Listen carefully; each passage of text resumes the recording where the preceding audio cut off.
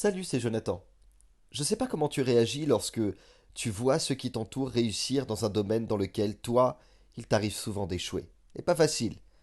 Mais si les autres y arrivent, eh bien tant mieux. Il y a beaucoup de gens qui n'aiment pas voir les autres personnes qui les entourent réussir trop vite.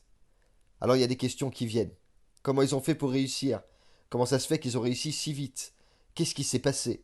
Et parfois tu te questionnes tellement qu'inconsciemment, il semblerait que tu veux à tout prix trouver une faille. Pourquoi eux réussissent et pas moi?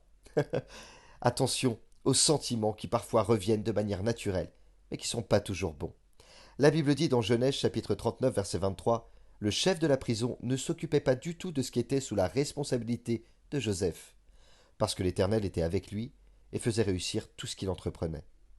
Alors qu'on était en train de manger avec un ami un midi, j'étais en train de réaliser quand il me parlait à combien Dieu avait mis une faveur particulière sur son travail. D'ailleurs, lui aussi en était conscient, de cette main particulièrement évidente qui faisait réussir tout ce qu'il entreprenait.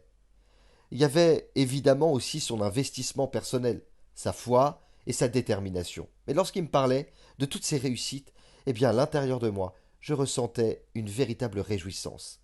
Tellement heureux qu'il puisse vivre tout ça. Après toutes les difficultés et toutes les épreuves qu'il a vécues, eh bien aujourd'hui, il réussit dans ce domaine.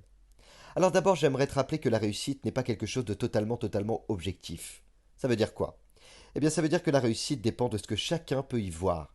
Pour certains, la réussite, c'est d'avoir un bon travail, dans lequel tu vas bien gagner ta vie. Pour d'autres, la réussite, c'est d'avoir une belle famille, de beaux enfants, un beau terrain et une belle maison. Et pour d'autres encore, eh bien, la réussite, c'est d'avoir une place d'autorité dans l'Église. Bref, la réussite des uns n'est pas la réussite des autres. Mais attention, quand tu vois quelqu'un réussir, rappelle-toi que ça doit être pour toi une joie et non pas une comparaison négative.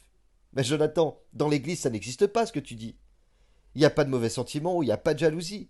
Les chrétiens se réjouissent lorsque d'autres réussissent. Si c'était vraiment toujours le cas, crois-moi, ça se serait. Parfois, malheureusement, certains ne se réjouissent pas de la réussite de certains autres et commencent à se poser pas mal de questions quand un frère ou une sœur réussit, pour savoir d'où vient vraiment la réussite.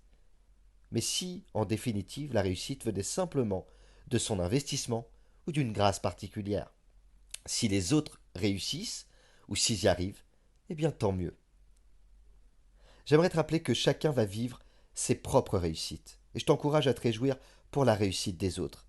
Si toi personnellement, dans tel ou tel domaine, tu ne vis pas un épanouissement total, ou tu vis certains échecs, et t'aurais aimé vivre certaines réussites comme ceux qui t'entourent, dis-toi que les choses arrivent en leur temps. En attendant, réjouis-toi pour ceux qu'ils vivent déjà, et sois un frère, non seulement en parole, mais aussi en action, et avec vérité.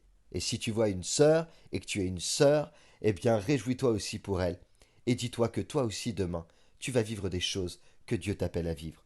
La réussite, c'est très subjectif, c'est très personnel, et ça dépend de ce que toi, tu y vois, et de ce que tu y crois. N'oublie pas, Dieu a mis son potentiel en toi.